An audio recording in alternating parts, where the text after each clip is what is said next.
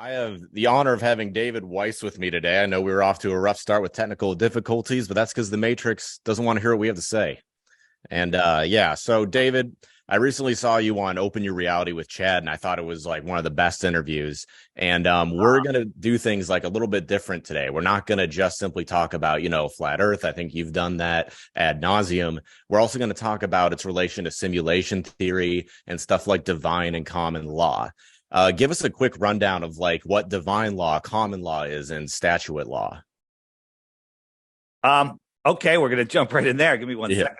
So on Chad's, I was talking about the question, why the lie? Why would they lie? People love that question, and to me, once you're this far in the rabbit hole, the why the lie question is the most important one, but it's also, in my opinion, the most obvious. And the reason is if they can convince you that you live, that you're not divine in a divine world, then they could take advantage of you. They can take away your God-given rights. So as I'm talking, I'm trying to pull up my graphic. So there's God's law, which is divine law. All right, that's the law of God. Nobody can take that away from you. You're born with your God-given rights. They're very simple. Don't hurt anybody. And what is the other one? Don't and love everyone else. Basically, that's it.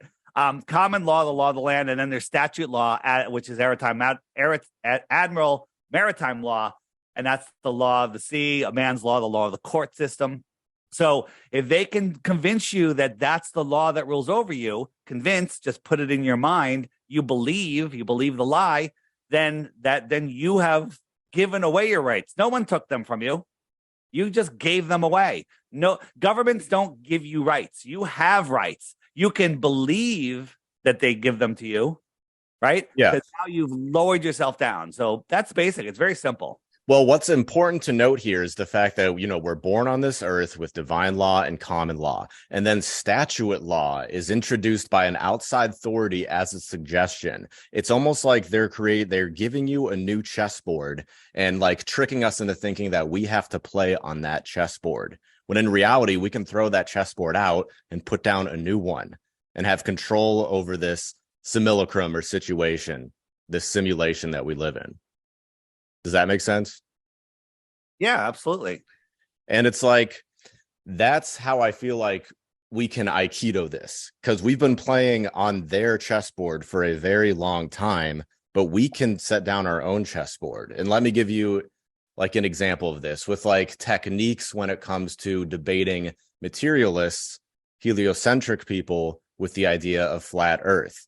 Instead of like coming at it like, well, here's all the materialistic knowledge, which you're accurate about and you're right on point, I think you need to set down a different framework first and say, we actually live on a simulation.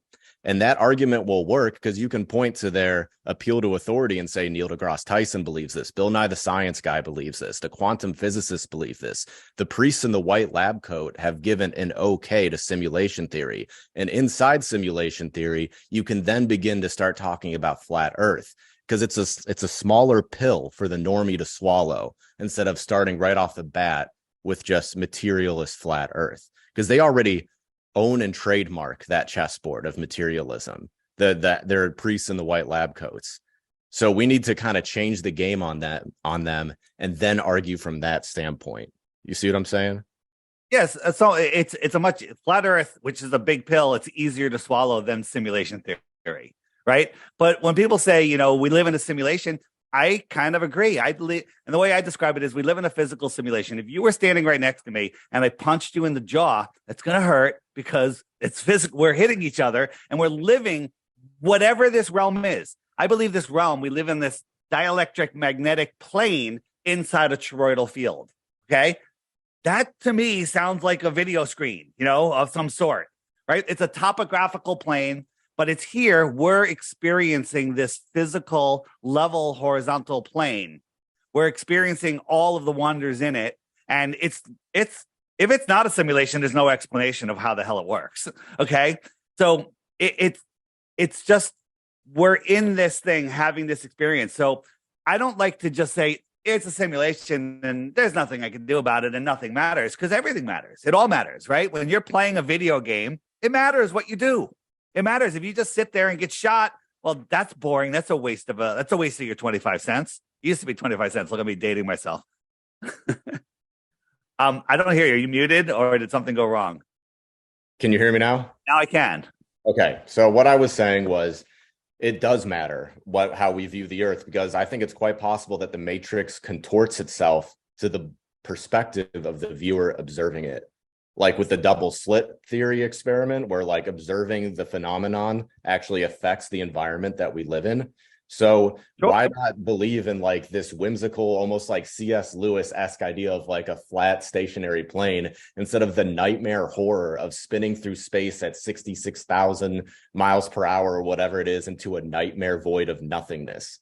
It's like there's such a huge difference between the two. I think I agree if I understood what you just said. I mean, like well, I'm trying to talk to people who are like on the fence about like flat earth, who thinks it's like silly. And another example I could bring up is like Andrew Tate, when he's like, I'm not going to believe in depression, even if it is real, because I don't believe in anything that weakens me. The heliocentric model weakens us. absolutely. I mean, think about this.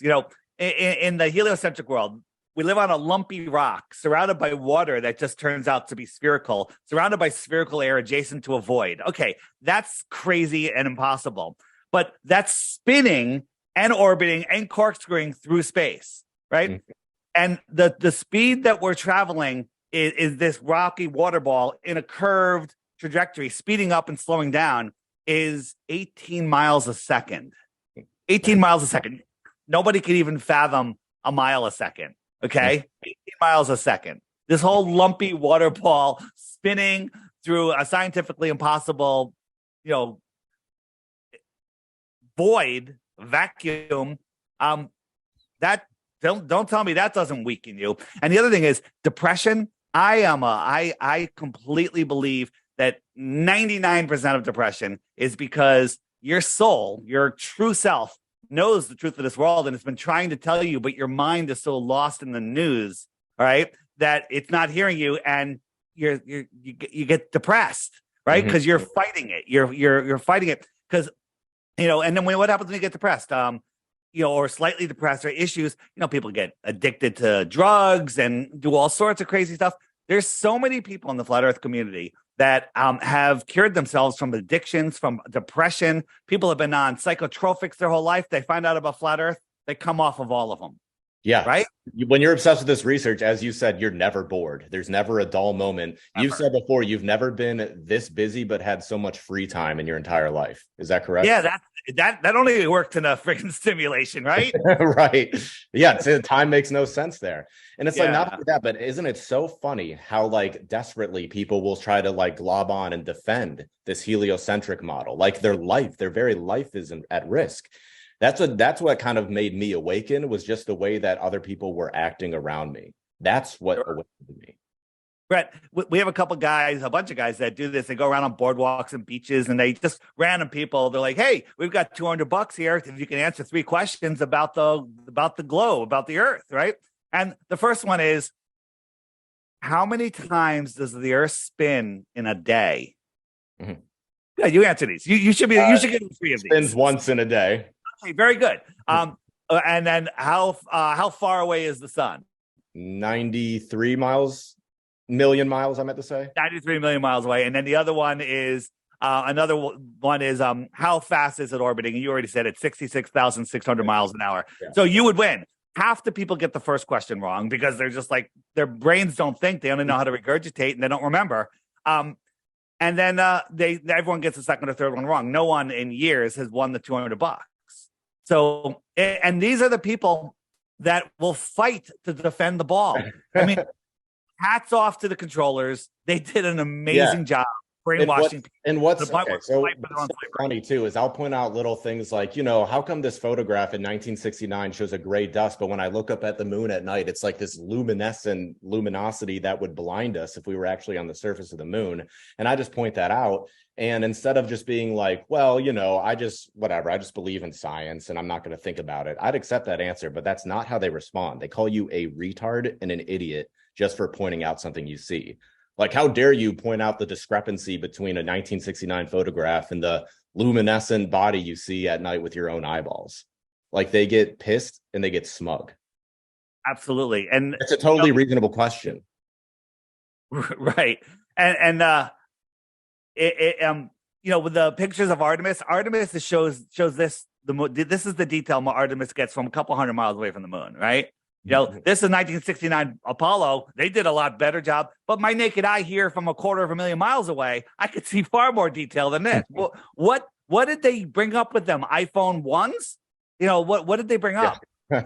Well, so what they'll bring up is like, I'll go even further into it and be like, there's scientific evidence that the moon emits its own light, because if you look at an infrared detector, it shows that moonlight is actually colder than the shade at night. Not only that, but dead bodies decompose faster in moonlight and they compose slower in sunlight. So there's two pieces of scientific evidence. You know what the response was today from a guy? He said, well, where's your scientific evidence?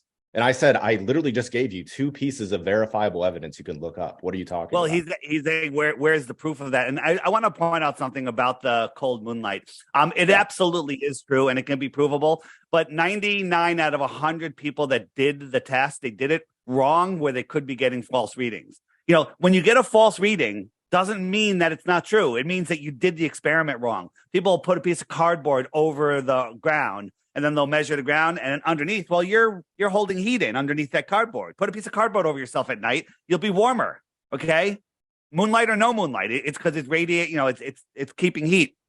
But when done correctly, there's sometimes I've seen over 10 degrees difference, and then the Globies come back and they're like, there's no such thing as cold light. That's impossible. And then Cody's Action Lab, not a Flat Earth channel, they come out and they show us the Flat Earth laser like the next week. Okay, not the flat earth laser, the cold laser, cold laser, where you can freeze things with a laser. Okay, right? Don't you guys watch Marvel? Right, they love their Marvel. Yeah. Oh, yeah. And that reminds me of another thing I wanted to bring up. So a lot of people who defend this model, the first thing they bring up to me is some experiment that everyone knows about, like, flat earthers accidentally prove that the Earth is round. We've all seen the video; it's very popular, and they point to that as the first argument they have. And how can you debunk that? Yeah, they're so desperate. They're so desperate for proof of the globe that they have to look to flat earthers to prove it. Okay, right. The all the stuff. Like we'll do stuff with lasers across lakes, and we measure the water temperature, the air temperature, the humidity, everything at different levels. And they're like, "Well, you forgot the ambient wind, or whatever." Right? And they're like, that doesn't work. But then in a hit piece movie, they take something out of context. And they say, "Oh, you proved it. You proved curvature. You proved axial rotation." And the thing is, then they will never take the time to go hear the other side of the story. Globebusters every Sunday on YouTube. They've gone over it 1,000 times. Jeranism channel. He's the one that did the laser test, explaining how there was globe believers there and flat Earth believers there and neutral observers there, and everyone walked away saying this didn't prove anything other than it might have proved that the Earth is flat, because we could see there was so many issues. There was branches in the way. The laser melted, so we couldn't shoot the laser through. We have a condenser because lasers spread out, unfortunately. And we left it on too long, and it melted. But the time, just for those of you aware of it, Jaron said, "Hey, hold the light up," and he held the light up, and he could see it. He'd have to hold that light up 27 feet if the Earth was curved to see it. But he only held it up, 2 feet over his head? I don't think he's 25 feet tall. So again, flat earthers could have claimed victory there, but we didn't. We're like, you know what? Too many variables. Everyone walked away. If they had proved that the Earth was curved, there would have been so much after footage, but there was nothing. Edit, cut, right? And the same thing, since we haven't brought it up, the ring laser gyro experiment measured some movement about 15 degrees per hour. And Bob goes, we better not let the Globers know this. Cut, because they'll go wild. Cut. He goes, because we don't know what's rotating, right? Mm-hmm. So is it the ether that's rotating, or is it the Earth that's rotating? So they did another experiment that proves unequivocally that it's the Earth, that is the ether that's rotating. The Earth is not rotating. Okay. But that was left out of the movie, right? Yeah. That's because these people that made this movie do hit pieces. They do hit pieces on other things too. I don't want to mention the name because YouTube doesn't like it, but let's just say it's a beachy place where kids go to school. Yeah, I think I know what you. Yeah, and for anyone listening right now who's sort of on the fence, because I know a few of my viewers are, it doesn't matter if someone believes in flat earth or simulation theory in a certain context. What matters is they get off of the dungeon programming. They get off of the mainstream frequency, which is, I'd say, objectively demonic. Like flat earthers, simulation theorists, we're all on the same side. We're We're on the people that same side. And yeah. yeah. The other thing is, for the people that get triggered, all right, show me I'm wrong. Show me one proof. I have this app. It's called the Flat Earth, Sun, Moon, and Zodiac Clock app. I hope you have it. Yes. But every day there's a featured video right here. You click that thumbnail up, it comes up. I say just watch the video every day for 2 weeks. At the end of that 2 weeks, if you have one proof we live on a globe, send it to me, and I will pay you 3 Bitcoins or the equal value in physical silver. Okay, that's like 60 grand. That's like 60 grand. So this has been up for several years, and I still haven't given it away. And not because I'm just going, oh no, people are like, oh, you'll just say it's wrong. No, I'll show you how it's wrong. I'll show you how it's wrong. Happily. So, and then just last thing, all of us have the same story. We thought flat earth was stupid. We made fun of flat earthers because we thought the flat earth was, a disc floating in space, right? Just like they want us to believe, right? That we thought flat earth was this. Okay, this is stupid. Flat planet, round planets or a flat disc. This is what they want you to believe. This is one of the program responses. Well, what are we, the only flat planet? Are the other pancake planets out there? And these are pre-programmed responses, and we all have them. So nobody just becomes a flat earther. You have to actually take the time and look into it. And then when you dive in deep and you realize, okay, all of this is a lie, then you're like, what is this place? Where is this place? And that's where simulation evidence shows itself. Yeah, one thing that I kind of like to do is look at these mainstream YouTube channels that try to pick apart the flat earth idea. And it's so easy to see where they're wrong if you actually know the correct model. Like I was watching this one guy yesterday, Dave McKeegan. Have you heard of him? I know the name. I'm not sure who he is. Yeah, so his whole channel is about like trying to debunk flat earth. And what he'll do is ridiculous. He'll be like, I'll talk to flat earthers and none of them seem to agree on what the model is. And then he'll go on to say, oh, well, according to the flat earth model, they say this and that. And it's like, what do you mean? You just said that they don't agree on a certain model. So now you're creating a straw man model and then picking apart this random theory that you created at the top of your head. It's literal insanity. Here's the thing is we don't know a lot of things. There's a lot of things we don't know. And I used the example yesterday, and Chad was on Chad's show, Observing Reality, or what's it called? Yeah, Open Your Reality. Open Your Reality. And I said, if you paid me give me $100 and opened up the hood of a car and told me to find the catalytic converter, I couldn't find it. Okay. And I found out the catalytic converter is not even in the trunk. It's down near the muffler, I think. Yeah. Okay.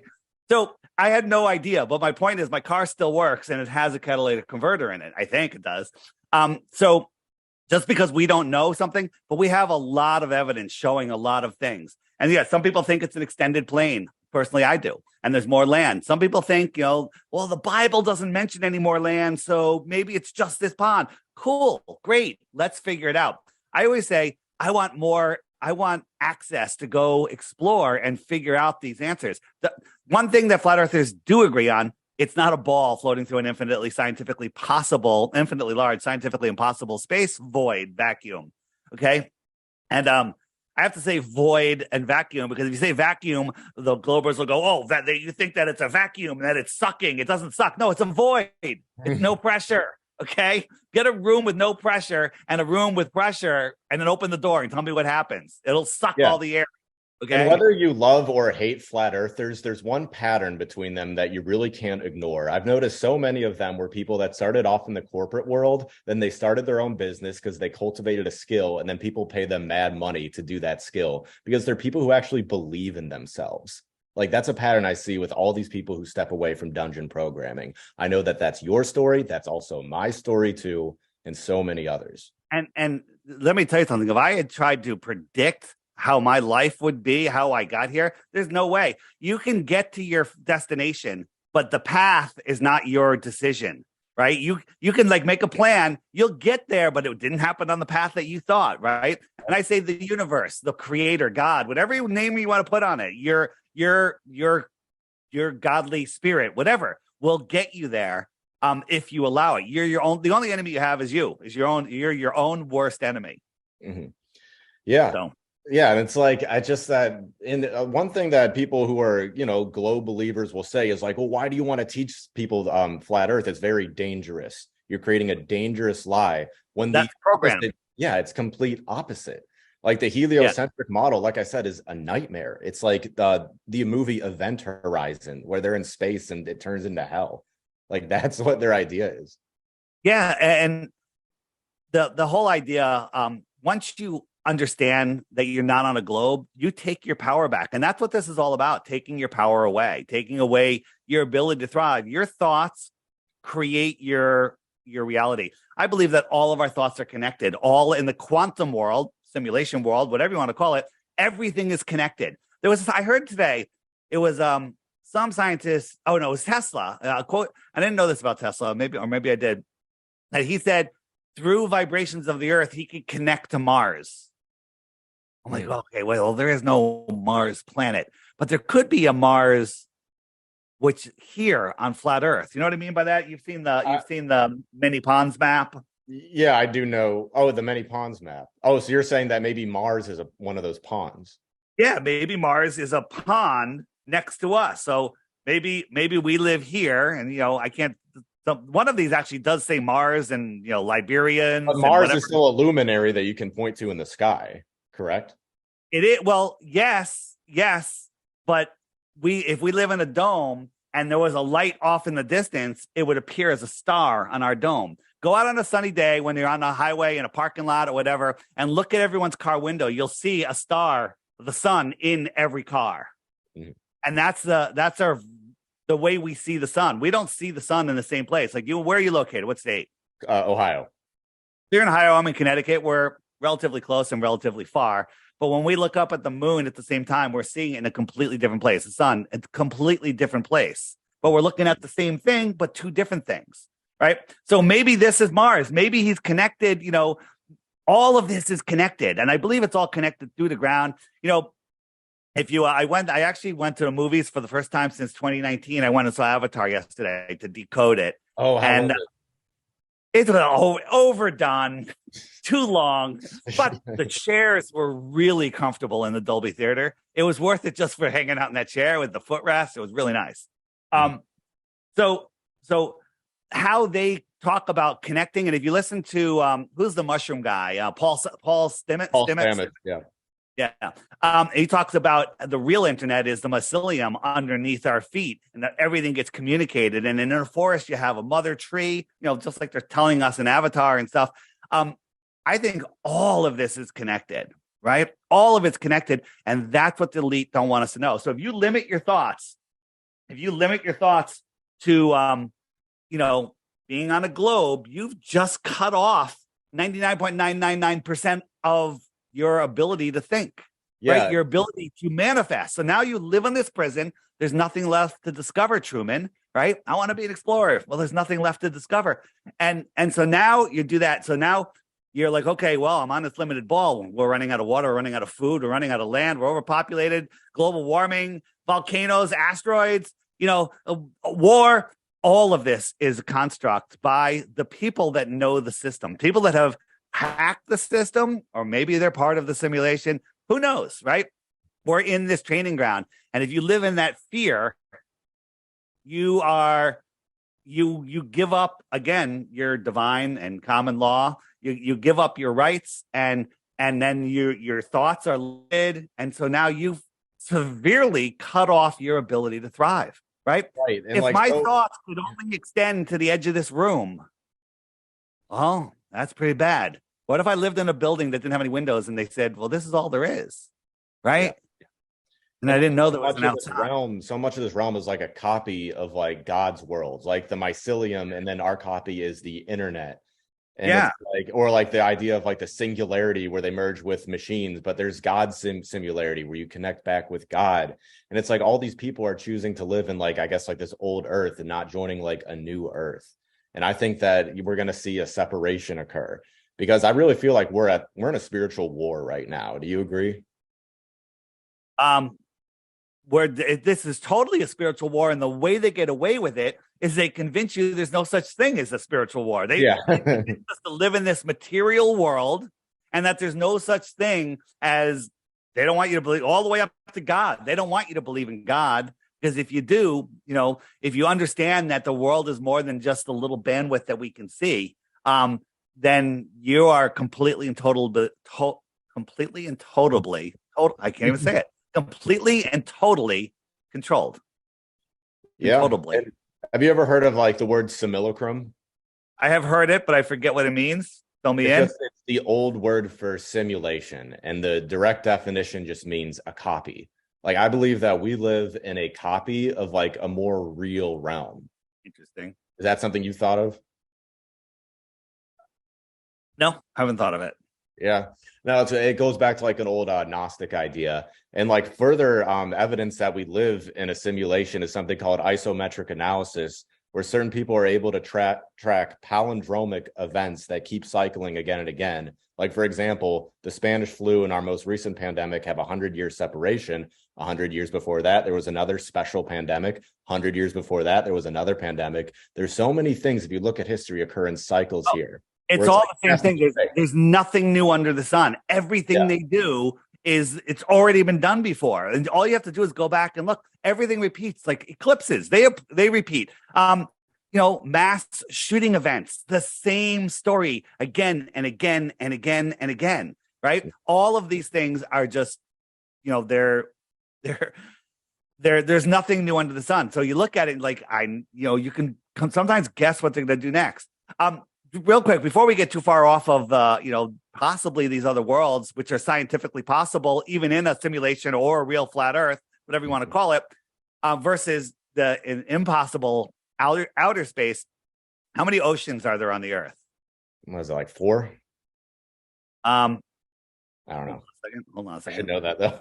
I blew my perfect transition. Here we go. So we got 4. We got 4 oceans. How many 4? There's 4 oceans, right? Bam. There we go. Atlantic, Pacific, Indian, and Arctic, right? What about the Southern Ocean? Right? Go look it up now. There's a Southern Ocean, right? Everything past 60 degrees south. That means even on a globe, the Southern Ocean is probably bigger than all of the other oceans combined. Okay? But on a flat Earth, it's massive. No one is allowed to explore the Southern Ocean. Isn't that a problem? Yeah, I think you said there's like military bases all across the edge of the Earth defending Antarctica. Absolutely. If you go in the app, you go to the images and go to scroll down just a little bit. And there's 8 military bases. And it costs millions of dollars to do a tour of Antarctica to sign up for it. And a lot of times they take your money and tell you, no, you can't do it. Well, right? If you do a tour, you can do a tour. That'll cost do a tour like along the Falkland Islands or the Ross Ice Shelf.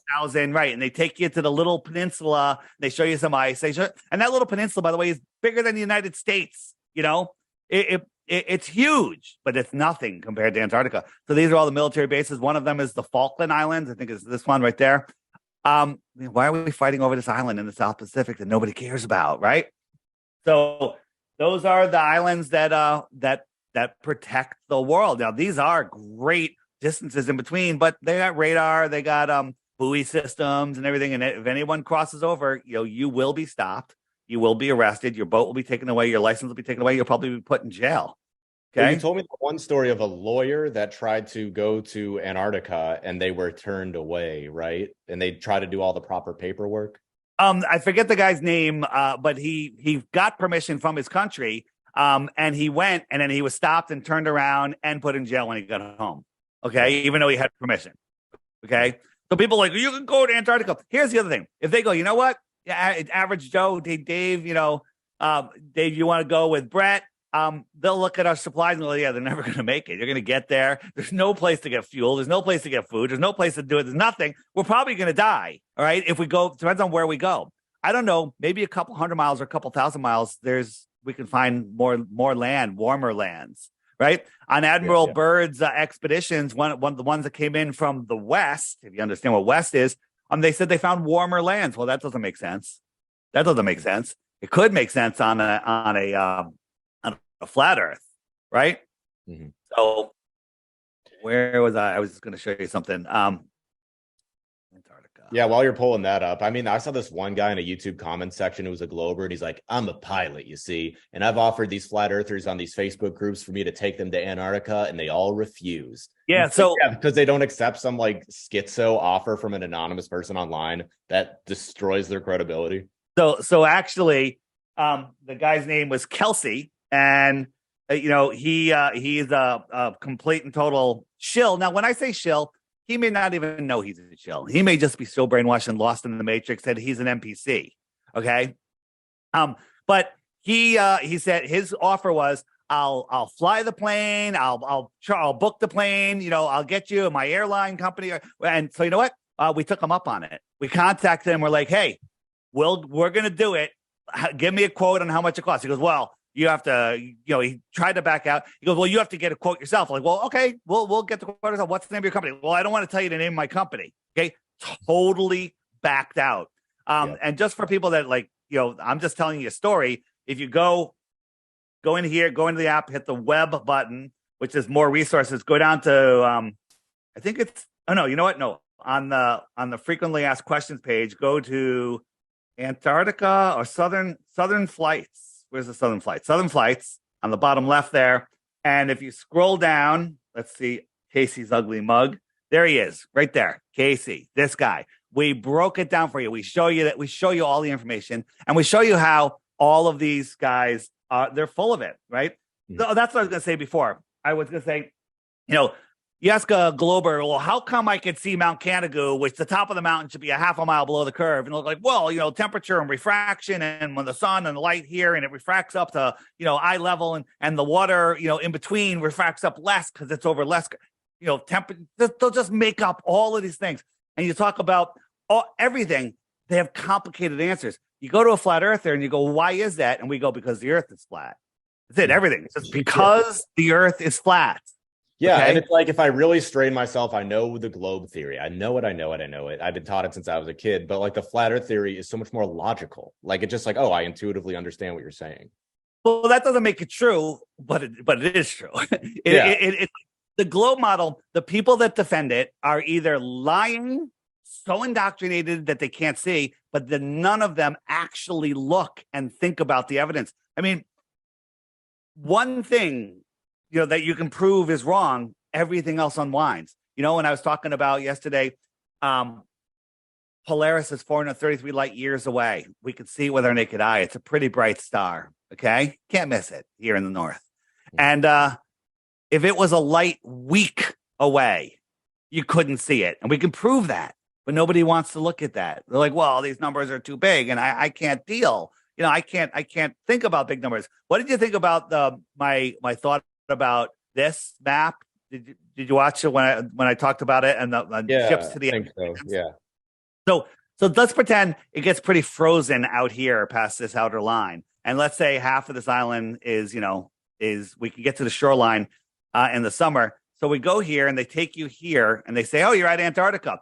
How would you know this isn't Antarctica? Maybe it is. Maybe that's what we call Antarctica. How would you know? How would you know that the island ends right here? It's because it's not an island. Look at the United States, Canada, and Mexico. This is bigger, okay, than all three of them combined, okay? So we pull up here. You're on Antarctica, right? And let's say you can't sail around it because it's backside's frozen. Well, how would you know? How would you know where you are? So we, and for those of you who haven't seen this is a shipping, world shipping cargo. And you click on any one of these ships, find out where they're going, what they're doing, where it's registered, size of the ship, cargo, everything. We noticed some ships that were hundreds of miles inside of the shoreline of Antarctica. This is supposed to be either frozen or land, with, frozen, ice, with tons of ice. There's ships in here, right? So we clicked on the ship. Must be wrong. Of Antarctica, the maps of Antarctica must be wrong. Maybe it's something like this. Okay, so you got we look up the ship and there's no information other than it's 560 meters long. Do you know how big that is? That is the biggest MFR ship I've ever seen. It's 1,800 feet. That's a giant ship, 80 meters wide. Okay, and we find out that it's registered in a little island called Kiribati. Okay, right? Kiribati's out here in the South Pacific, right? Let's look at what Kiribati is. here's Kiribati, South Pacific. We zoom in, and it's a little sand atoll. Okay. This is a sandbar, right? So, and then the Chinese government, American government, we're all involved with this little island. Why do we care about this little island? What are they growing pineapples? Okay. And this is a very important trade route, everything like why? Why is this an important trade route? This little friggin' island, this sandbar. And China gave them $10 billion recently. Okay. What if they're doing, shipping routes outside our world? If there was trafficking of technology, of goods and services, of children, whatever you want to think of, how would you ever know? Because guess what? When did you hear about Kiribati? Never. And I understand how the Suez Canal is 1 minute ago. A minute ago. So the Suez Canal obviously is an important trade route. There's all those humans congregated in that area. This area is so far removed from civilization that there's no logical reasoning that it would be an important trade route. So why are there trade ships there?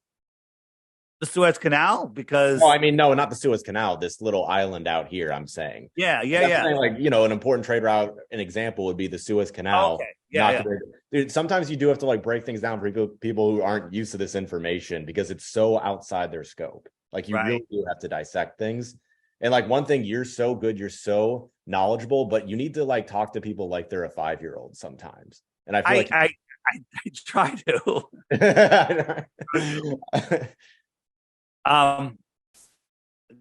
Go ahead. What else were you saying? That's about it. Because this is quite a mystery, and I love mysteries, and I want to try to research more. Do you have any more information on this? On this thing right here? Yeah. Look up Kiribati. Go through the comments on my video about it, and there's a lot of people like, hey, they found the actual pier where you can dock this ship. That's good information. Why do you have a pier on the sandbar that can dock a fucking aircraft carrier, right? Yeah. And just think about it. This could be it could be anything. It could be it's so. Let that open your mind is what I'm trying to say. Let that open your mind and take a look. Right? Yeah.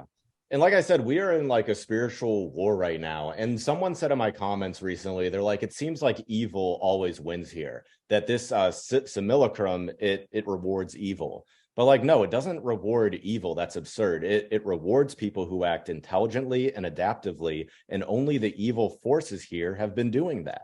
The forces of good have not been doing that. And that's why we see so much evil.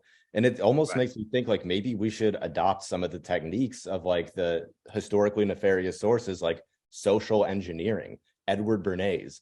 Like, why can't we be an Edward Bernays for the force of good and social engineer people in the right direction?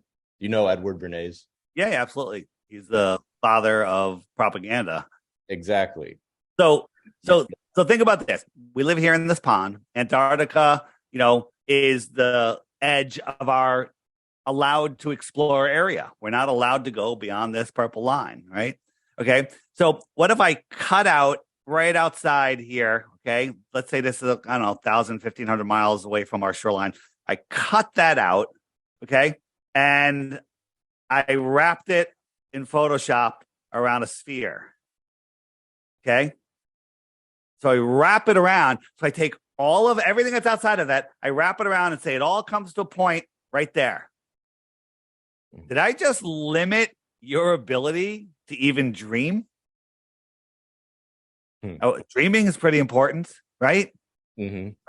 Right. You know about the book, The Iron Republic? Yes. Yeah. So those people in the 1600s were tired of tyranny. Could you imagine there being tyranny? And they left. They went to the outer lands, right? Maybe the elite are so afraid of global warming because it opens up pathways to the outer lands, right? So what if we live here and there's our sun, our pond, here's the shoreline of Antarctica, and there's other ponds really close, right? But then, when things get warmer and certain times when maybe both suns are synchronized and they come close, it opens up these gates. And now you have these trade routes. Maybe they're open all the time. I don't know if any of this is true. It's fun to think but about. look at how we can open our imagination and think of it because of this model. Well, there's so much more interesting things we could talk about. If we live on this realm, this dielectric plane, and it's simulation or not, whatever it is, it's here, it's physical. I go cut down a tree and it could fall on my house and there's going to be some physical damage. Okay. It's an interesting world we live in. So we can live in this flat world enclosed because it makes sense. It holds in our atmosphere, but you can't live on a ball in a void. Oh, gravity holds down the air. Gravity. Everyone screams gravity. Gravity holding down air. Okay. I mean, you can just laugh at that. And there's experiments that you can do to prove that it's not true. We say get a bunch of glass boxes that have trapdoors on the top and bottom, electronic trapdoors. And we put one on the ground and it's just regular room pressure. And we seal another one to the top of it, 90%, 80%, 70%, all the way up. So the 10th one up has zero pressure, a void. And then I push a button and all the crap doors open and it connects all the boxes. What's going to happen? All the air is going to go up and it's going to equalize. It's going to equalize, period. Boom. It just proved that gravity doesn't hold air down. Yeah, I mean, what you're saying, everything you say really just makes so much logical sense. And I think the reason people don't want to listen to it is not because they're stupid. Like, I didn't mean to say like, oh, you got to talk to them like they're 5. It's not because they're stupid. It's because people want to walk around with a very limited aperture. And like James True, I've heard him say this. And in their little aperture, they just want to believe in the globe model because it's just so much easier to operate and live like that. And it's almost like flat earthers, we're trying to rip that aperture open, like, no, like it's bigger than this. And then because we choose, like, I want to see everything. I'm open to all of it. I want to see it. And it's like they don't operate in that paradigm. You know what? The thing is, the school system, along with everything else they do, dumbing us down, poisoning us, teaches you to memorize and regurgitate, teaches you to hate learning. Okay. And the school has, if you want to become a surgeon, yes, you need to learn how to cut through veins and all sorts of stuff. Right. But if you're not interested in that stuff, you can learn whatever you want today with today's technology. You can learn anything you want on YouTube. Just go and figure it out. And then, volunteer to work for a company. They'll take you on for a year. Right. Then they're going to hire you. And now you don't have, $100,000 in college debt if you're lucky. Okay. And it's crazy. College, I don't know if you heard me say this before, is the biggest scam on earth. Our fantastic flat earther, Austin Whitsitt, and Kai just had a baby. Austin is like, he knows the science better than anybody, right? He goes up against these globe, math whizzes, just shutting them down. And I was like, when I had my first baby, like the overwhelming fear was, how am I going to save for college? Okay. Well, you don't have to worry about that if you're flat earther because there's no chance you're sending your kid to college. Okay. And I say, you want to learn about this world. Are you familiar with Crow 777 Radio? Yes, I am. So Crow has literally the greatest podcast, most research podcast out there. He does 2 new episodes a week and he has over 450 past episodes. So here's college for your kid. Rent them a house on the beach in Cape Hatteras, okay? Or wherever you are, okay? With a couple of friends. Every day they have to listen to, every week, 2 new episodes and 3 old episodes. 1 a day, 2-hour episodes. Here's the beauty. They can listen to it while in bed. They can listen to it while kite surfing. They can listen to it while laying on the beach. They can listen to it while riding a bike, hiking, or working in their garden, okay? And then all they have to do is discuss it, right? And then they have the weekends off. At the end of 1 year, I am hiring that person before any college graduate, okay? And that'll cost you $8 a month. He does not offer financing, okay? He does not offer Crow college financing because it's $8 a month, all right? And after your kid graduates college, I suggest that you probably send Crow $100,000 or whatever, half of what college would cost. You should just send it to him, right? I'm kind of kidding on that part, but kidding, not kidding. But somebody educated like that with all of the knowledge, I've learned so much from that show. You can navigate this world. You're going to be a more successful person in this realm, in this physical simulation level plane. See, I love how you say that because it connects with a thought I had today where our world is controlled by essentially NPCs. And I'm not going to have a child until I know that I can bring them into a world where it's not controlled by NPCs, where it's controlled by aware and awake individuals. So that's the importance of homeschooling, really, and forming a community of like-minded people. I mean, I don't want to homeschool my kids. I wish I could send them to a public school that wasn't controlled by this demonic frequency, but the public schools are all a mess. Like there's groups of people now that are homesteading and stuff, and that they're schooling their kids together. They're going to have different people are teaching them, and they're learning real world stuff. I mean, these homeschooled kids that are the smartest kids I've seen. It's amazing. I'm a fan of college for the experience of living away from home and socializing with people of your age and taking responsibility for yourself. Well, you can do that without college. Okay, you can do it 1,000 times better. Your kid's going to be happier. He's going to learn more, going to be more functional in the world. And you can do it for a fraction of what it costs. That's all by design. The college prices up through the roof, and women need to work because you need two incomes. They want it, so you have to send your kid to school because it's basically adult daycare. I mean, kid daycare for you. It's all done by design. And once you break free of that, there's no limits to this world. There's none. Everyone wants to think there is.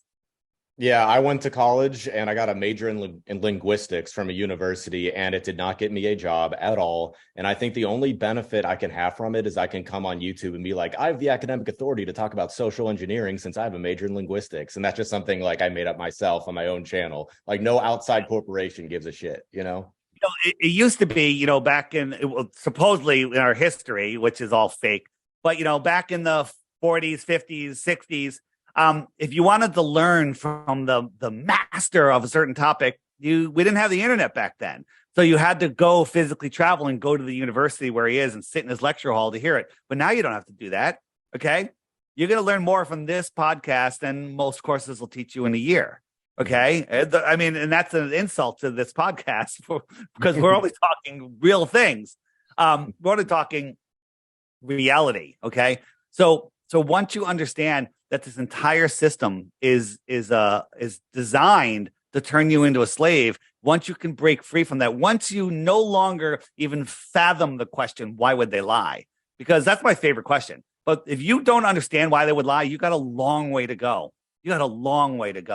This is about control. I mean, the Rockefellers, they took over there was all sorts of, naturopathic doctors out there and curing with herbs and old ancient remedies and stuff. And then Rockefeller came in and came up with medicine made from oil, right? And then he went to universities and he gave them massive grants as long as they only taught his medicine. Right. And then they went to Congress and they bought off Congress and said, make laws saying that if any doctor teaches, that this tincture, this oil that can and will cure you, they lose their license and they get put in jail. Right. And Congress passed that law. Right. So he literally took over the world. Now, did he do it to keep us all sick and weak? I think so. But it's insanity what's going on, and people are like they're blind to it. They're blind. And people who say things like, "Well, why would they lie to us?" Those people don't understand how powerful they are. Not only that, but Twitter files recently showed that Twitter was suppressing real doctors who were speaking out against the pandemic. And all these people, these normies, were like, "Well, what do you mean? Like all the scientists agree?" And I'm like, "They don't agree. They're just censored. Who don't?" The FBI doesn't generate money. They get paid money from our tax dollars, and the FBI paid Twitter to censor us. So we paid to have ourselves censored on Twitter. Yeah. Okay. And that's how bad it's gotten. But here's the thing. You get to a normie, you tell them that, they just short circuit. They're like, that can't be. FBI is good, right? That can't be. FBI, they got 3 letters. Oh, yeah. I brought it up to my mom in Christmas, and she did short circuit. She said nothing. She was dead silent. She always has a response, except for that. Right. I mean, I walked out of Avatar yesterday. I looked at the page and I go, I hate movies. I just walked out. I hate movies. I like that chair was awesome. I mean, great chair. Yeah, Yeah, like I was forced, not forced, but I watched like Wednesday on Netflix with my family on Christmas, and I was just pointing out all the social engineering in it. I couldn't help it, and I think they just find it funny at this point. Uh, yeah. Well, here's the thing. Everybody has their own journey. I try not to get upset at people that don't. And my brother and sister, we don't talk because they're not ready to even look at, 9/11. Okay. They're not ready to believe that our skies are being geoengineered. They're not ready for any of that. So we don't talk about it. Therefore, I got nothing to say. And unfortunately, we don't talk, but that's their journey. And eventually, when this rolls out and the whole world wakes up, they're gonna be like, well, I think my brother is talking about this stuff, and maybe we'll talk again. Yeah, that connects with another thing I saw today. And let me know if you think this is true. Like the people now who are kind of having this awakening, we are crazy compared to the average person. We seem crazy, but in the future, more and more people will awaken, and those people who initially had it are going to be the new leaders of a new kind of earth. Do you think that could be true? That the people that are passing the intelligence test are going to be the new leaders. Yeah. I like that story. Yeah, it's a nice little fable. Sure. It's a nice story. It might not be a fable. It could be, listen, if this is, if this entire place is a training ground and evil and good are, what's the word that where you used it before? Clashing or no, they go together. They work together. They work symbiotically. Oh, symbiotic. We'll use that word. I was trying to use the other big word you had. And it's all to give us this experience. I tell people, when you see something you hate, you can give yourself cancer by getting upset about it, or you can look at that and go, oh, I hate that. I'm going to go over here, right? Because they're showing you where you want to put your attention, right? Energy flows where attention goes. Okay. Mm-hmm. So all the negative shit you have in your life is because you're bringing it in, right? I used to have such a hard time with that. I'm like, I want $1 million. But what I was saying is in my head, I don't have $1 million and I'll never have it. Okay. Yeah, right. You got to say, I am $1 million. I already am. Listen, here's the funny thing. I don't do any of this for money. Money is the bottom motivation for me, but we need money to survive. So I always say, listen, they control us in a few big ways. Okay. But two of them are they've put you in a prison, the globe. That's a prison for your mind. Your mind is your world. Your mind creates your reality. Okay. They put you in a prison and they're making you use their fake money. And it's fake. It's the worst kind of fake money because they can dilute it and dilute it and dilute it and dilute it. And people freak out about cryptocurrency. Oh, FTX. FTX wasn't crypto. That was nonsense. Crypto is you have a wallet that doesn't have your name on it, but you're the only one that has access to that wallet. I have a wallet that doesn't have my name on it, but I'm the only one that has access to that wallet. I can send you money and then you get it and nobody knows about it, period.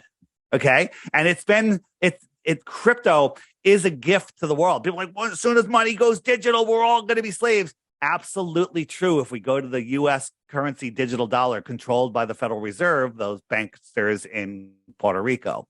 Okay. But real crypto, like if we got off of their money, if everyone woke up and said, okay, everyone's going to get a wallet. We're all going to start using Monero tomorrow. Okay. Governments are finished. They're done. We don't even know who they are. Okay. And then we wake up and we're like, okay, hey, let's put our minds together. Let's build airships again. Let's take over the helium from NASA and let's build airships and go to the outer lands, right? Let's really figure out what's going on in this world. Oh my God, the ingenuity, the people that would come together. I mean, you had the guy that built the water car. It was on ABC News, right? I think it was in the 70s. And then he met with some investors, took a sip of his juice, and he ran outside holding his throat going, they poisoned me, and he's dead. Honestly, dude, my number one goal is to be able to have private airships. And it kills me that NASA has literally bought up all the biggest companies that create helium to the point where a private company cannot make airships for people because of NASA. So that reason alone, everyone should be a flat earther so we can have airships. Right. NASA puts up, tens of thousands of satellites on balloons. Nobody wants to believe it. Yeah. But now, you know what? They listen to our shows. By the way, they listen to our shows and they react. They change things. Now NASA's backing up going, it might be easier just to put these satellites up on balloons, right? What? You used to do that. Then you pretended that they're in space, and now they're talking about balloons again. because they have to walk it back. When we expose them, they have to walk it back. They constantly move the globe host. Oh, dude, do you want to know a funny story? So I own a tree removal company. I meet with clients all the time. I live in Cleveland, which is right next to a NASA base. And one of my clients, he works at NASA.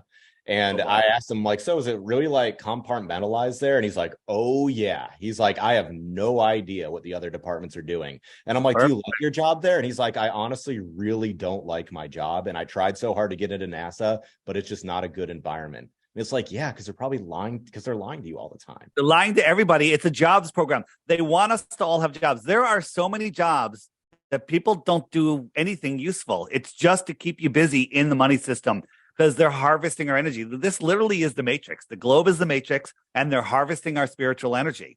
Mm-hmm. People are like, oh, I don't believe in that. And I believe we live in a globe. I'm like, good, enjoy your friggin' life. I mean, you're so lost. You're contributing to the system. Just like that scene. Go watch the just Google on YouTube. Morpheus red pill, red dress scene where walking down the road. He's talking to Neo. And and he goes, everybody, that's still plugged in the matrix could be an agent. You don't know, right? Because they're NPCs. But they're fighting for their own imprisonment and they don't know it. Because as I always say, you want to make it simple, nobody likes having their ball taken away. Yes, and it's like Matt from Quantum of Conscious. He said it's taking the download. Like when you start, like, you have your brother you love and know your whole life. The second you bring up flat Earth, they switch and they turn into a monster. And it's like, whoa, they just got the download. Hey, I've lost some lifelong. Let's say I've misplaced some lifelong friends and some family members, right? But I'd rather have truth. I'd rather be happy with myself. I've made a whole new family of friends, tons, right? On the app, have you used the friend finder at all? No, not yet. People say, oh, I'm so alone. I don't know what to do. So here is, these are just the people around me. Let it load for a second. And it's going to show you the other flat earthers in my area that have the app. Dude, I couldn't believe how many people were around me. Yeah, I opened it up in Ohio. Yeah. I was like, what the hell? They're all near me. Yeah. And so the thing is, you can tap on a dot, look at their profile and go, hey, that person seems pretty cool. Hey, Joe, Sally, let's meet for a coffee. David, I'm not going to lie. When I actually did look up Friend Finder, I didn't think I would see barely anyone on it. I'm not going to lie. No disrespect to your app. But when I opened it and I saw this, I was like, oh my God, this is huge. Look at these ghosts. Look at this. I mean, this is insane. Where's Ohio? I can't even see it. It's over here somewhere. Exactly. It's wild. Yeah. And this isn't everybody. I'd say for every blue dot, there's probably 100 or more non-blue dots, people that aren't even there yet. Yeah. So see, I opened up Friend Finder, but I didn't pay for the thing where you can message people. That was it. By the way, it's $11 a year. Yeah, it's nothing. Yeah. I didn't realize it was that cheap, honestly. So people are hanging out in a bar and they're like, I'm not subscribing to your app. Who wants a round of shots? Okay. Yeah. And then you buy a round of shots, right? It's $11 a year, but I have a referral. I have a referral thing where if you get 11 people to download the app and use your referral code, you can have the subscription's free for a year, right? So you can trade in your referral points. If I click this dot right here, that shows you I have 13 referrals and I could trade them in for a year subscription if I want. But the other thing is this circle right here, I have it set for 50 kilometers. There's 493 people. I can send a message like, hey, I'm going to be hanging out at so-and-so park or at Joe's Bar and Grill Saturday, 4 p.m. Come on down, bring your friends. And my fear is that, more than half of them will show up because everybody wants to get together. So it's a great way to meet up. Here's the thing. Every person, each one of these dots is a person. Every person on here is a like-minded person. They know that we don't live on a globe. They would love to talk to you about simulation theory. 99.9% of them, unless something crazy happened, don't have the Pokemon. Okay. Right. They're never bored. Right. They know about alternative stuff. This app is breaking the matrix. I swear there's some sort of coding mechanism here where like-minded individuals don't meet each other often. They're never in the same family. There's always a black sheep of the family. That's what this is breaking. All right. So I encourage people, find people near you, because one mind can do amazing things. Two minds together can do 100 times that, right? Yeah. So the whole group of people together, the Maharaji effect, forget it. Maharaji effect, when a bunch of people meditate together. So one thing I want to say too is Jason Brashears, he talks about errants. Errants are like the awakened people who are different from the NPCs. Errants have three major qualities. They have a lot of empathy, intuition, and imagination. And someone in the comment section here said where thought goes, energy flows. The thing is, there doesn't need to be a lot of awakened people in order to change this world, because our imagination level is so much higher than people who are quote unquote NPCs. That's one thing that like quote unquote conspiracy theory people have in common. We were artists as a kid. We have insane amounts of imagination. Our minds, but imagination is what they need. I don't think that the elite have imaginations. That's why they can never come up with anything new, and they need us to imagine the world for them. So they program us to think our thoughts in this world. Jason, that guy is well researched as far as knowing historical information. True or false. Amazing. His stuff is fascinating. That's all I have to say. That's all I have to. Can you hear me right? I just got you glitched out really bad. Yeah. Am I back? Now you're back. Now you're back. Yeah. Yeah. His stuff it's all interesting. There's just so much interesting stuff out there. You got to pick and choose what you have time to really focus on. Yeah, I made a synopsis of his work on my channel recently, and Jason loved it. He posted it on his community board, so that's gotten a lot of views. And it's a lot of people believe like, wow, that just completely broke down our reality right there in 6 minutes. Do you think he's got everything right?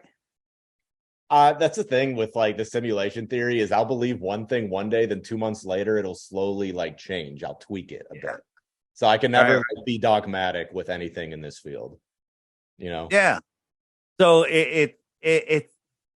I try to stay away from, like I talk about the outer lands, but I always say, I don't know if any of it's true. I want the right to go out there. Okay.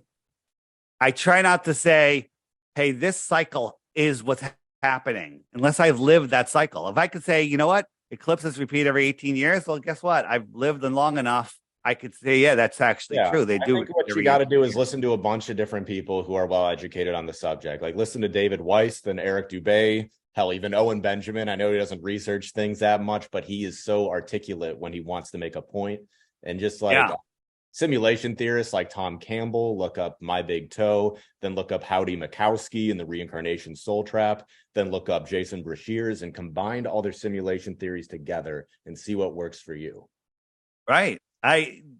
This world, there's no, this is an intelligent construct. Isn't that the kind of a definition of a simulation? Yeah. Right. But you and I are here within that, we can punch each other. I could put you in a headlock and throw you to the ground. It's physical. Okay. Mm-hmm. Yeah, it's like that fear of death is what can allow us to spiritually grow, because we come from being immortal. Like, what are you going to be afraid of when you're immortal? Like nothing. So that's necessary to go into the material. And that's why I'm writing actually my book right now on my own version of simulation theory titled A Step-by-Step Guide How to Hijack the Simulacrum, where, I'll be talking about my ideas too. And one thing I want to say there is like, I believe that we live in a vulnerable, finite copy of God called Gaia, called like Maya. It's the same idea of Jesus being like the material version of God. Our earth is the material, human, basically, version of a real God. It's a copy. That's what I feel. Projection. What? It's a projection of the real. I think that the sun and the moon and the luminaries that we see are projections of the real sun, right? Crow calls it the source sun, right? The source sun. And you've seen my video where during the eclipse we could see it. We could see the source sun. Mm-hmm. Have you seen it? I have. I think so. Yeah. And on the frequently asked questions page, go to eclipses. It's like 4, 5, 6 down. And it shows how I think we're seeing it. I recreated it, and it looks exactly like what we see. Okay, come up with something better. Yeah, I love the one video you did too, where you showed a train light far away, and you're like, Chad, is this a sun or a moon? And he's like, maybe the moon. He's like, wrong, it's a train, because I gave you a binary thought process. Yeah, I felt so bad when I do that to somebody because I don't mean to make them feel stupid, but we all get it wrong. It's because yeah. But he asked me about I was showing him how like, well, what do astronomers, independent astronomers do? I go, they're brainwashed into thinking that light is billions and trillions of miles away. So they're using that as, it's like the sun is 93 million miles away because Venus is the same size as Earth. Mm-hmm. Well, where did you get that from? Yeah. Okay. The distance measurements we have, we can see ships so far away that even if we rounded down, the Earth would have to have a radius of 380,000 miles when they tell us the radius is just under 4,000 miles. Okay, that's 100 times bigger.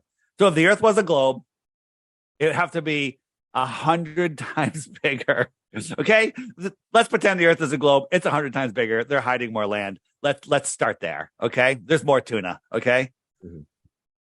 Yeah, let's look at some of the chats here. Let's see. Excellent show. Many thanks. Friend Finder's the name. Yes, you got to download the FE app. What is it called? Hold on. There's a knockoff version on Google Play, so watch out for that. Made by Globers who have to lie, right? So they copy the name of my app. They tried to keep up with me. The app is horrible. If you happen to buy it, make sure you leave them a proper review. And so they're lying. They have to lie. Flat Earthers don't have to lie. We just tell you what we see and the truth. You can find it at flatearthdave.com. The app name is the Flat Earth Sun, Moon, and Zodiac Clock app. Long name, flatearthdave.com. The link's right there. Click it. Then you click your platform, Google Play or Apple, and it's $3. Just full disclosure, $3 one-time cost. The $11 a year, I would appreciate it if you subscribe. But if you don't want to subscribe, you don't want to contact other people, you don't want a couple other features related to that, and you don't want the awesome weather app, right? The weather app is awesome. You just click the weather up there, and it gives you like your best ad-free weather app ever. You don't have to get it, but it's $11 a year or 11 referral points. Yeah. Other people on the chat, they were talking about the Falkland War circa 40 years ago. People know about it. Why would they war over some stupid island? Makes no sense. Absolutely. Some person saying, I have a retired commercial airline pilot friend who says Earth is flat. All flight routes based on flat Earth map. Yeah, I've heard a bunch of YouTube videos of pilots saying that same thing.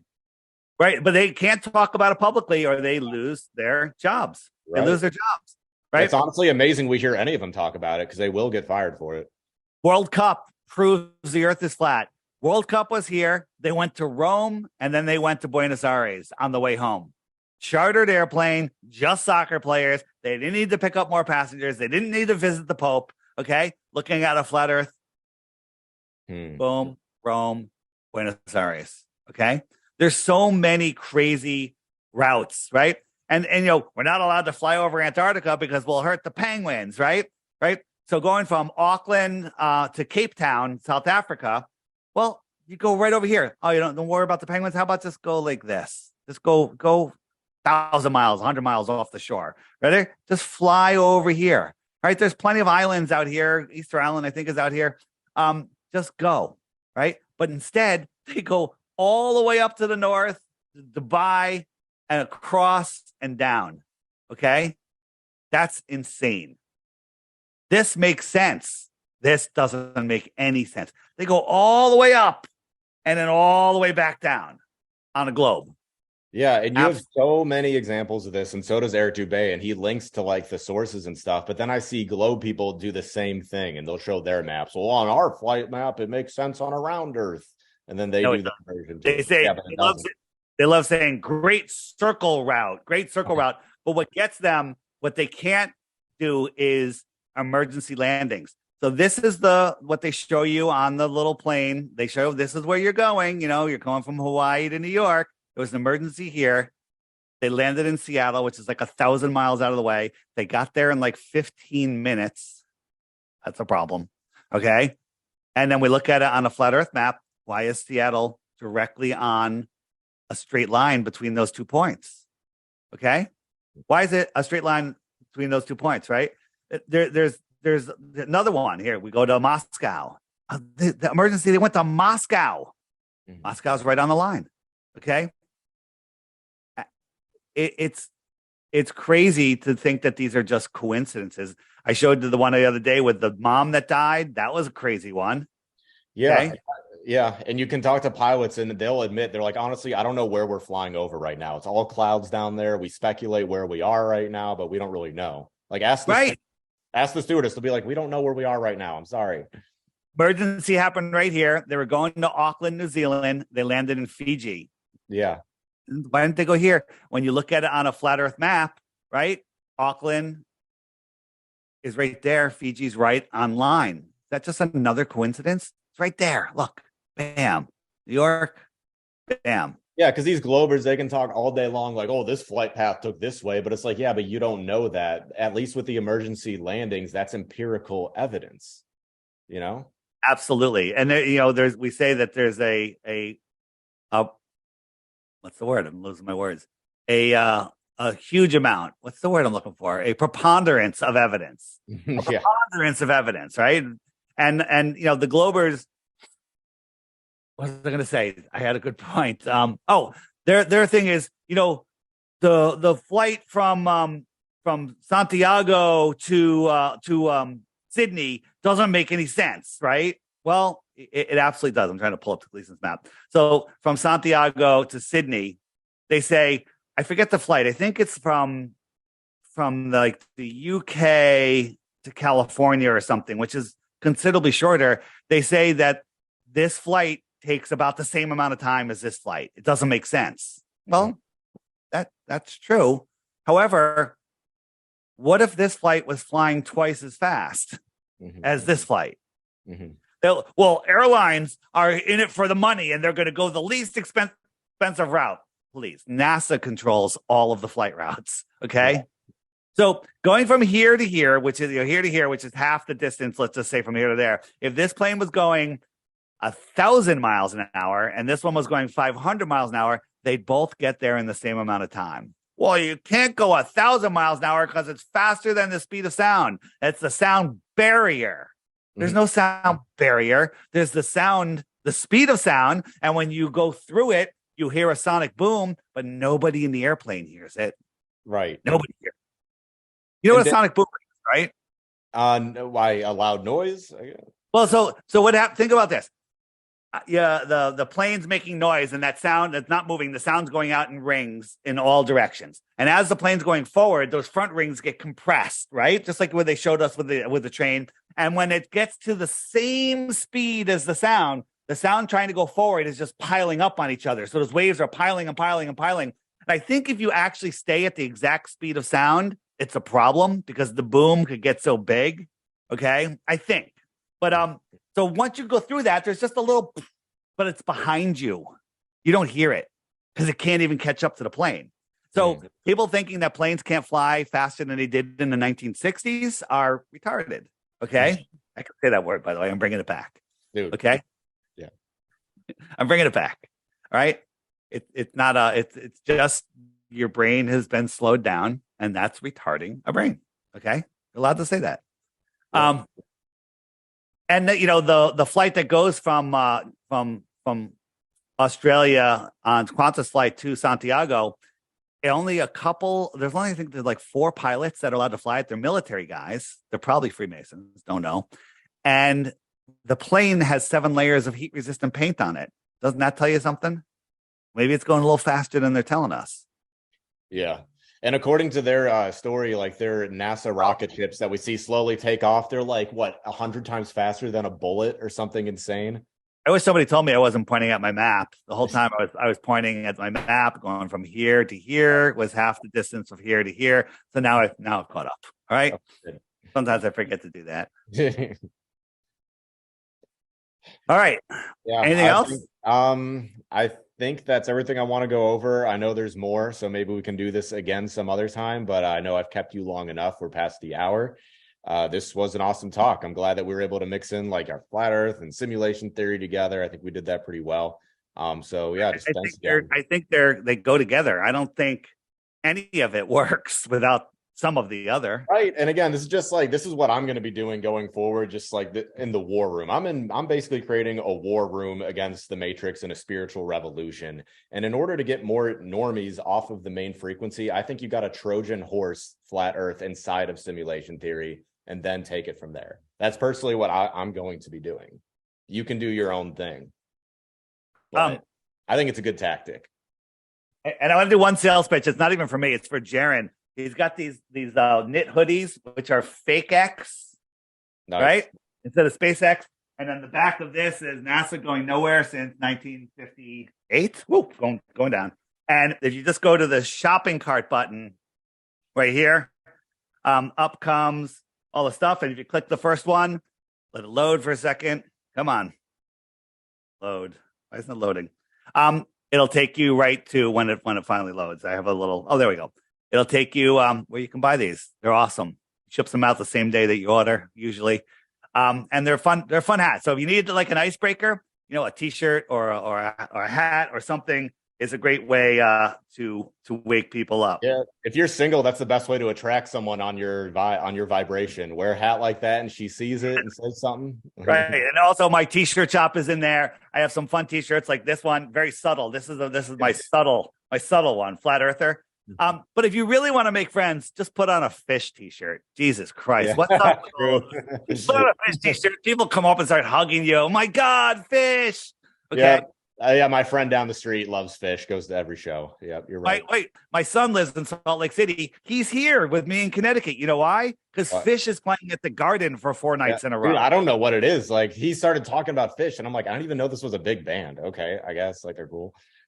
They're a fun jam band, but it's a cult like the Globe. Yeah. Right, it sounds like it. Yeah. But yeah, Dave, where else can people find you? I know your YouTube channel. My YouTube, I have a bunch of YouTubes. I have my DITRH one, which is this channel right here. Lots of short videos. I encourage you to go there. My Flat Earth interviews 1 and 2, I go back and forth because I get strikes sometimes because I accidentally talk about the jibby jab. And on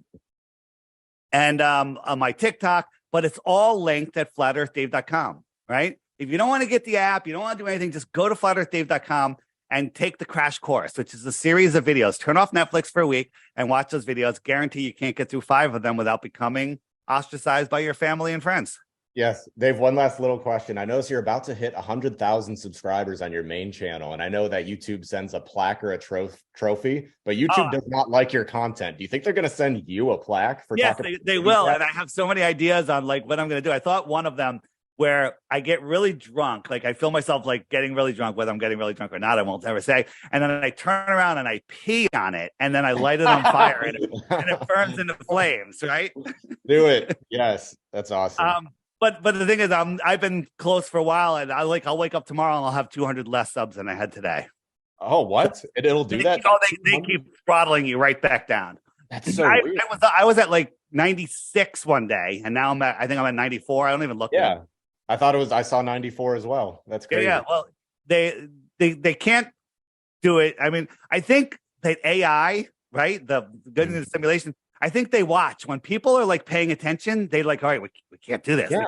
And something about this live stream too, not only did it not work when I've used the same system for 4 other interviews, but I noticed someone wrote, Mr. Boomerang wrote, I'm incredibly excited for this interview. And then I went back and checked and his comment was deleted. And I'm like, did YouTube delete a comment of someone excited for our interview today?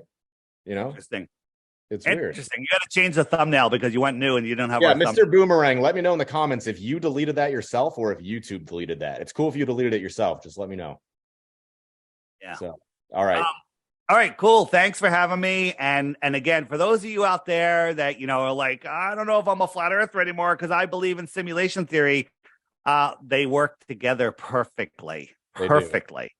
Yeah, that's why I said in the description, we are forming an alliance between flat earth and simulation theory now. That's like forming an alliance. I'm trying to think of an analogy. I won't be able to come up with one. It's like forming an alliance between an orange and an orange peel. No, they're together. Yeah. Yeah. What's important is to get off the dungeon programming. That's what's important, people. I haven't heard that term, dungeon programming. I call it the heliocentric matrix. Unplug yourself on the matrix. And here's the other thing. On the app, if you go into the friend finder and you click the referral button, This is where you get your referral code. You'll have a random number here. There'll be a little pencil right there. And did I transition over? I did. Yes, okay.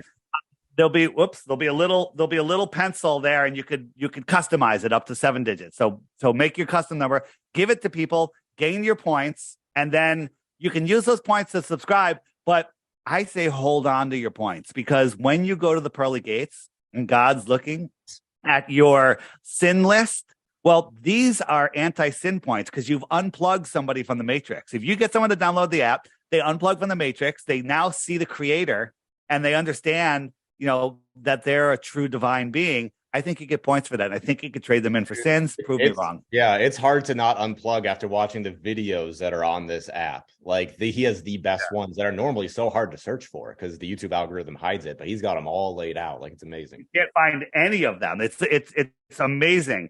But the frequently asked questions is a great page.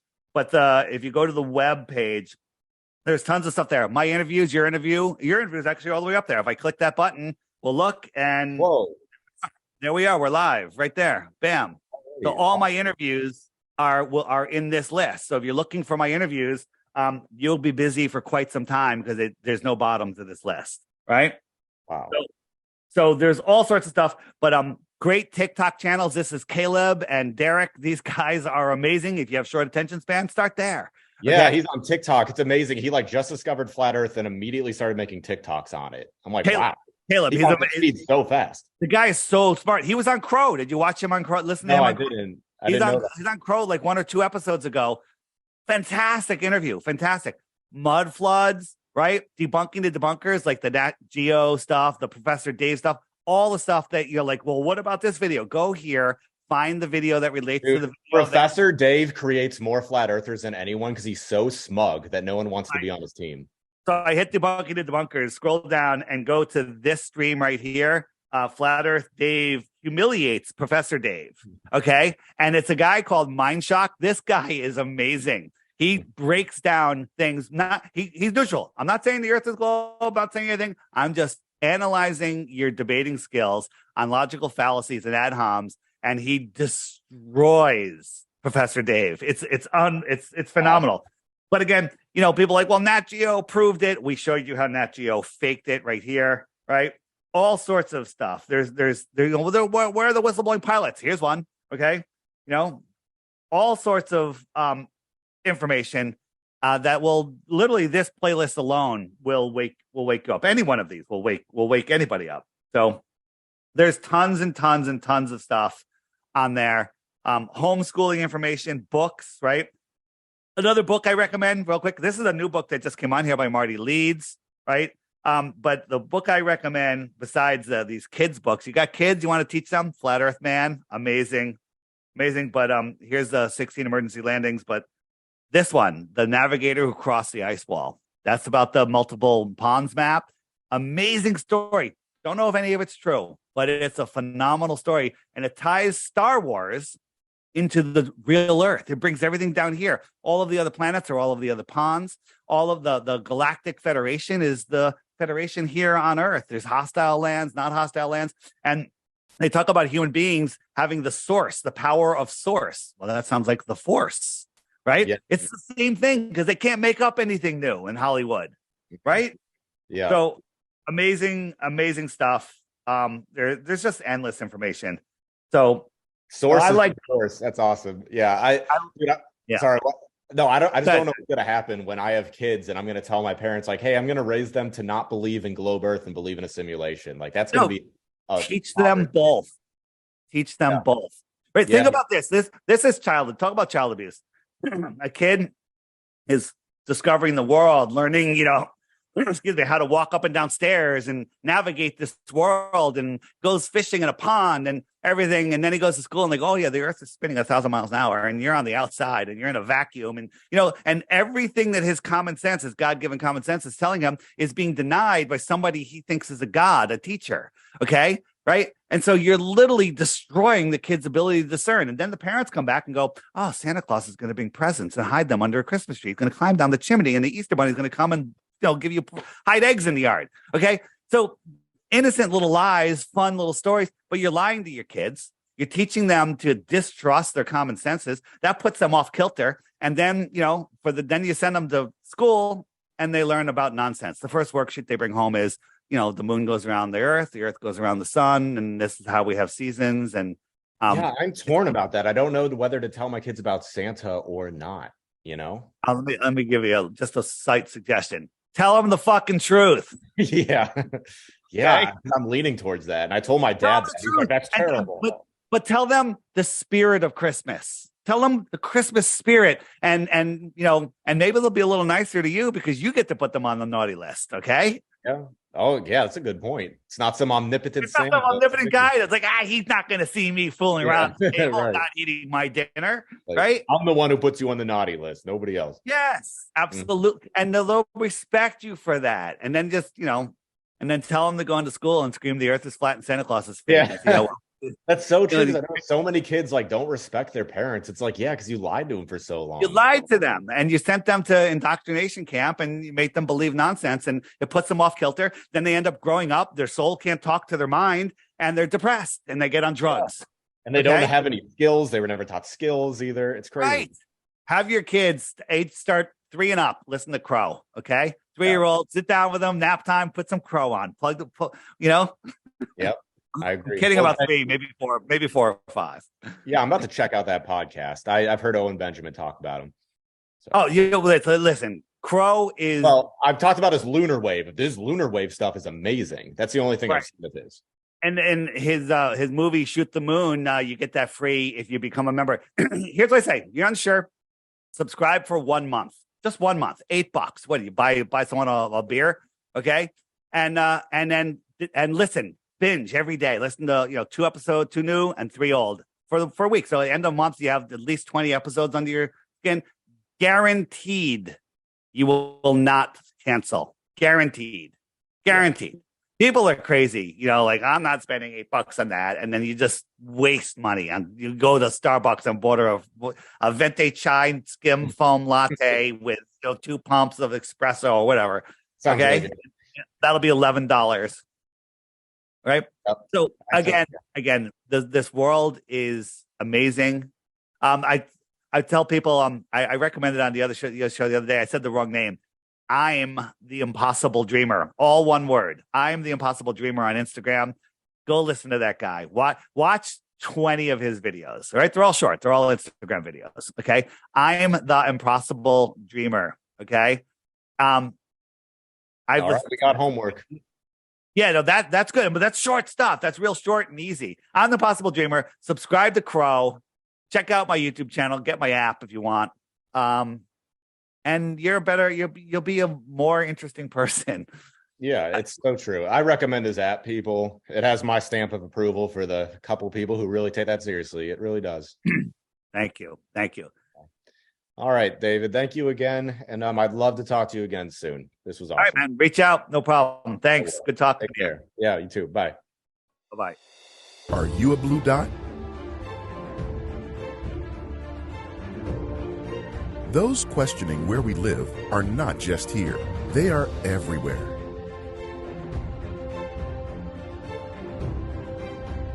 Of course, this info is hidden from you. But the app shows you that no matter where you go, you aren't alone.